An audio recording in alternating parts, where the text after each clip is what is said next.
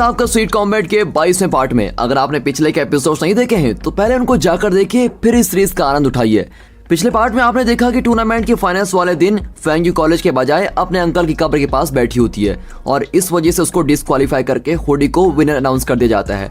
सारे स्टूडेंट्स बहुत ही गुस्से में होते हैं कि फेंग्यू ने ऐसा क्यों किया और इस हुडी को चैंपियन क्यों बनने दिया, लेकिन हुडी कहता है कि मैं फेंग्यू से लड़कर फाइनल्स जीतना चाहता हूँ, इस तरह बिना लड़े मुझे विनर नहीं बनना है और ये कहकर वो रिंग से उतर जाता है। फेंग्यू से फाइट करके उसको हराना ही हुडी का लक्ष्य हो जाता है।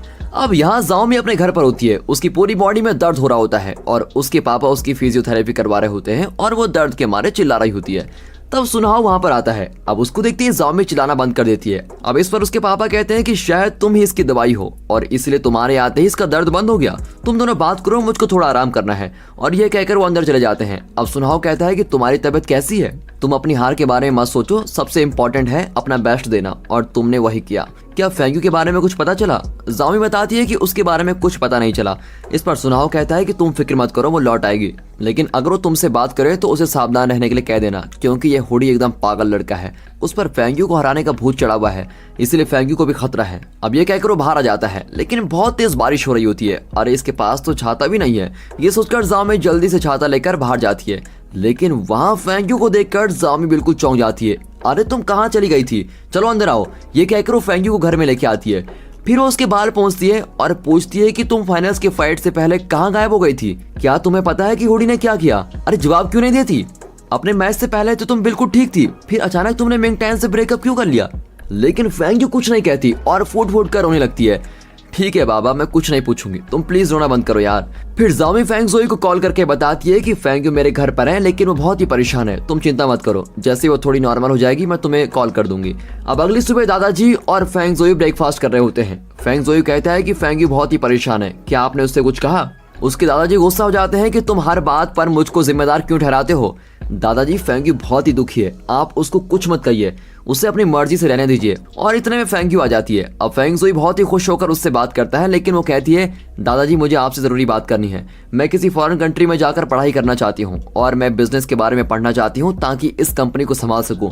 और ये सुनकर फेंगजोई तो एकदम शॉक हो जाता है। दीदी ये क्या कह रही हो, क्या तुम अपना एमएमए टाइटल इतनी आसानी से छोड़ दोगी? और फिर मिंग टैन के बारे में भी तो सोचो। इस तरह वो फेंग्यू से कई सवाल पूछता है, लेकिन दादाजी उसको बोलने ही नहीं देते। वे कहते हैं तुम जहां चाहो वहां जाकर पढ़ सकती हो, मैं सारा इंतजाम करवाकर तुमको वहां भेज दूंगा। अब इस पर फेंगजोई गुस्से में कहता है कि आज से मुझे तुम्हारी फिक्र करने की कोई जरूरत नहीं पड़ेगी और ये कहकर वो चला जाता है। अगले सीन में फेंग्यू और जाओमी कॉलेज आती हैं। सारे स्टूडेंट्स फेंग्यू को घेर लेती हैं और पूछती हैं कि आप मैच के लिए क्यों नहीं आई, हम सब आपको अपना रोल मॉडल मानती हैं और हमें आपसे ये उम्मीद नहीं थी। दूसरी ओर मिया भी उससे कहती है कि तुम्हें सच बताना ही होगा, हमारे कॉलेज की बॉक्सिंग क्वीन होकर तुम ऐसा कैसे कर सकती हो? अब फेंग्यू कहती है कि मुझको तुमको जवाब देने की कोई जरूरत नहीं है और ये कहकर वो सीधे प्रिंसिपल के पास जाती है और एक रिक्वेस्ट लेटर देती है। उसकी टीसी रिक्वेस्ट को देखकर प्रिंसिपल बड़े ही हैरान हो जाते हैं और पूछते हैं कि क्या तुम्हारे दादाजी ने तुमको फिर से फोर्स किया? नहीं सर, मैंने खुद यहाँ से जाने का फैसला किया है। और ये सुनकर प्रिंसिपल चौंक जाते हैं। देखो फेंग्यू, मैं ये नहीं पूछूंगा कि तुम मैच के लिए क्यों नहीं आई, लेकिन इस कॉलेज से जाना है तो प्रॉपर रीजन चाहिए। आखिर तुमको प्रॉब्लम क्या है? तुम समझदार हो, सोच समझ कर डिसाइड कर लो। सर मैंने डिसाइड कर लिया है और ये मेरा पर्सनल डिसीजन है। ये कहकर फेंग्यू वहां से जाने लगती है। तब मिंग टैन वहां पर आता है और प्रिंसिपल कहते हैं कि बेटा तुम इसको जरा संभालो, और ये कहकर वो बाहर चले जाते हैं। अब मिंग टैन पूछता है कि तुम अचानक कहाँ चली गई थी, मुझे तुम्हारी बहुत ही फिक्र हो रही थी। इस तरह प्रॉब्लम से मत भागो, जो भी हो मुझको बताओ, हम मिलकर उसका हल ढूंढेंगे। इस पर फेंग्यू कहती है कि मैं तुम्हें पहले ही बता चुकी हूँ, मेरे अंकल जी के साथ जो हुआ उससे मैं भुला नहीं पा रही हूँ, इसलिए मैं यहाँ से दूर जाना चाहती हूँ। तुम प्लीज मुझसे इस बारे में मत पूछो। फेंग्यू, मुझसे तुम्हारी हालत देखी नहीं जाती, तुम्हें मुझसे प्रॉब्लम है तो तुम कॉलेज छोड़कर मत जाओ, मैं ही चला जाऊंगा। इस पर फेंग्यू कहती है कि इसकी कोई जरूरत नहीं पड़ेगी, दादाजी ने सब कुछ अरेंज कर दिया है, मैं ये कॉलेज छोड़कर जा रही हूँ और 2-3 दिन में देश छोड़कर भी जाने वाली हूँ। अब ये कहकर वो बाहर चली जाती है। अब मिंग टैन बड़ा ही मायूस हो जाता है कि फेंग्यू उसके पापा की गलती की सजा उसको क्यों दे रही है और उसके पापा ने जानबूझकर उसके अंकल जी को नहीं मारा था, वो तो एक हादसा था। अब ये सब सोचकर मिंग टैन का दिल बैठ ही जाता है और तब बाहर फेंग्यू जाओमी को सच बताने लगती है। मिंग टैन के पापा ने जानबूझकर मेरे अंकल को मार डाला था, लेकिन मैं ये बात मिंग टैन को नहीं बताना चाहती क्योंकि वो ऑलरेडी अपने पापा से सख्त नफरत करता है और अगर उसे ये बात पता चल गई तो वो अपने पापा से और नफरत करेगा। वो बहुत ही अच्छा लड़का है, इसलिए मैं सच बताकर उसको और दुख नहीं देना चाहती। अब जाओमी उसको शांत करती है और कहती है कि सब कुछ जल्दी ठीक हो जाएगा, तुम टेंशन मत लो। अब फेंग्यू घर जा रही होती है और रास्ते में शेवी एक बड़ा गुलदस्ता लेकर आता है। वो कहता है तुम्हारे दादाजी ने मुझको यहाँ भेजा है, क्या तुम मेरे साथ डेट पर चलोगी? फेंग्यू अपना गुस्सा कंट्रोल करके कहती है चुपचाप यहाँ से भाग जाओ वरना तुम्हारी हड्डियां टूट जाएंगी। अरे मुझे तो दादाजी ने भेजा था, क्या मैं दादाजी को फोन करके बता दूं कि तुम मेरे साथ नहीं जाना चाहती। अब इसी बीच मिंग टैन वहाँ अपनी साइकिल पर आता है। उसको देखते ही फेंग्यू जाकर शेबी की कार में बैठ जाती है। वो सोचती है कि ऐसा करने से मिंग टैन उससे नफरत करने लगेगा और शेबी भी मिंग टैन को चिढ़ाने लगता है। मिंग टैन चुपचाप वहां से चला जाता है। अब उसके जाते ही फेंग्यू कार से उतर जाती है, लेकिन शेबी उसके पीछे जाता रहता है। फेंग्यू दोबारा वार्निंग देती है कि मेरे पीछे मत आओ वरना आज तुमको कोई नहीं बचा सकेगा, और ये कहकर फेंग्यू चली जाती है।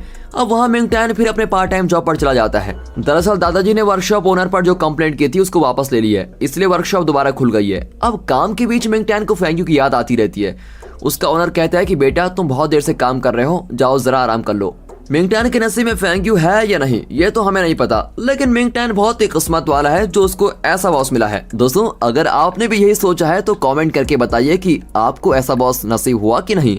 अब यहाँ मिंग टैन कहता है कि सर सिर्फ 2-3 कार्स बाकी हैं, उनको वॉश करके मैं आराम करूंगा। तब शेबी और उसके फ्रेंड्स आते हैं। शेबी मिंग टैन से कहता है कि हमने ड्रिंक्स पार्टी की थी और मेरे दोस्तों ने कार के अंदर उल्टी कर दी है, तुम उसे पूरी तरह से साफ करके वॉश कर दो। और ओनर समझ जाता है कि इन लोगों का इरादा क्या है और वो मिंग टैन से तुरंत अंदर जाने को कहता है। वो शेबी से कहता है कि मैं आपकी कार क्लीन कर दूंगा, पर मिंग टैन कहता है कि सर आप इसमें मत पड़िए, ये मेरी प्रॉब्लम है, मैं खुद संभाल लूंगा। ये कहकर वो कार के अंदर क्लीन करने लगता है। अब शेबी के फ्रेंड्स ओनर को जबरदस्ती चाय पिलाने के लिए लेके जाते हैं। शेबी कहता है कि यही तुम्हारी असली औकात है, फेंग्यू ने भी तुमको छोड़ दिया है। मैंने तो पहले ही कहा था तुम अपनी औकात भूलकर फेंग्यू के सपने देख रहे हो। लेकिन मिंग टैन अपना काम करता रहता है। फिर वो मिंग टैन को चिढ़ाता है कि थोड़े दिन बाद तो मेरी और फेंग्यू की शादी हो जाएगी, फिर मैं तुम्हें अपने होटल में सर्वर का काम जरूर दूंगा। पर मिंग टैन कहता है कि फेंग्यू तुमको कभी भी पसंद नहीं करेगी। अब वो कहता है कि हाँ ये बात तो ठीक है, दरअसल मैं भी उसको पसंद नहीं करता। ऐसी बेवकूफ और पागल लड़की किसको पसंद आएगी जो बेवक्त बॉक्सिंग करती रहती है। मैं तो ये भी जानता हूँ कि वो मुझको पसंद नहीं करती है, लेकिन उससे क्या फर्क पड़ता है। उसके दादाजी तो मुझको बहुत ही पसंद करते हैं, उनके लिए और अपने पापा के लिए ही मैं उसके पीछे पड़ा रहता हूँ। और इस तरह फेंग्यू के बारे में वो बहुत कुछ बुरा भला कहकर वहां से चला जाता है। अब वर्कशॉप का ओनर भी उसकी सारी बातें सुन रहा होता है। वो किसी को कॉल करके बताता है कि बॉस आपकी बात सच निकली, एक अमीर लड़का यहाँ पर आया था और मिंग टैन से न जाने क्या क्या काम करवा रहा था। उसने मिंग टैन को परेशान करके रख दिया है। ये बॉस और कोई नहीं फेंग जोयू है। उसे पता था कि शेबी मिंग टैन को परेशान जरूर करेगा, इसीलिए उसने ओनर से वीडियो रिकॉर्ड करने को कहा था। वो ओनर से कहता है कि आप जल्दी मुझको वीडियो भेज दीजिए, बाकी का काम मैं देख लूंगा। अब ओनर फेंग जोयू को वीडियो भेज देता है। अब फेंग जोयू फेंग्यू को वीडियो कॉल फॉरवर्ड करता है और वीडियो देखकर फेंग्यू को इतना गुस्सा आता है कि वो सोचती है कि शेबी की मौत मेरे हाथों ही लिखी हुई है। अगले दिन हुडी फेंग्यू के ऑफिस पहुंच जाता है। वो रिसेप्शनिस्ट से पूछता है तो वो कहती है कि फेंग्यू ऑफिस में नहीं है, आप अपना नाम और कांटेक्ट नंबर दे दीजिए, मैं उनको बता दूंगी। लेकिन हुडी अपना नाम बताकर कहता है कि तुम फेंग्यू से सिर्फ इतना कहना कि मैं उसके साथ फाइट करना चाहता हूँ, और ये कहकर वो बाहर चला जाता है। यहाँ फेंग्यू शेबी के साथ रेस्टोरेंट में होती है। शेबी नहीं जानता कि फेंग्यू उसकी सारी करतूतें वीडियो में देख चुकी है। उसने प्लान किया था कि आज वो किसी भी तरह फेंग्यू का हाथ पकड़ ही लेगा। उसने मीडिया में इन दोनों के रिलेशनशिप को पब्लिश करने के लिए एक रिपोर्टर भी अरेंज किया होता है। फिर वो बातों बातों में फेंग्यू का हाथ छू लेता है और तब शेबी का रिपोर्टर उनकी फोटो खींचता है। लेकिन शायद फेंग्यू शेबी का कैरेक्टर अच्छी तरह जानती थी, इसलिए उसने अपने एक रिपोर्टर बुलाई होती है। वो उस रिपोर्टर को शेबी का वीडियो क्लिप दिखाती है और शेबी ने ये बिल्कुल भी एक्सपेक्ट नहीं किया था और वो घबरा जाता है। अब दोनों रिपोर्टर्स उस वीडियो को रिकॉर्ड कर लेते हैं और शेबी गुस्से में चिल्लाने लग जाता है, लेकिन फेंग्यू उसके मुंह पर पानी फेंककर बाहर चली जाती है। और इसी के साथ शेबी का चैप्टर खत्म। शेबी का वीडियो वायरल हो चुका है और दादाजी भी उसको देख लेते हैं। फिर वो शेबी के पापा को कॉल करके कहते हैं आज से आपकी कंपनी के साथ हमारी कंपनी का कोई बिजनेस नहीं होगा।